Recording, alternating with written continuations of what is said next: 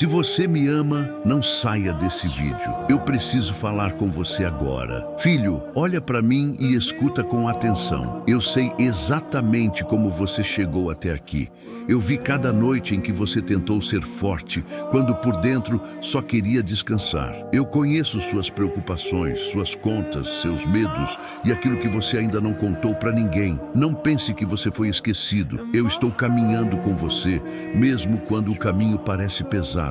Nada do que eu coloquei em suas mãos será tirado. Nem sua paz, nem seu sustento, nem o seu futuro. Hoje eu coloco proteção sobre a sua vida. Onde você estiver, eu estarei. Quem tentar te ferir, não vai conseguir. Confia, eu cuido de você. Se essa oração falou com você, segue essa página clicando na foto, comenta "Eu confio" e compartilha com alguém que precisa ouvir isso.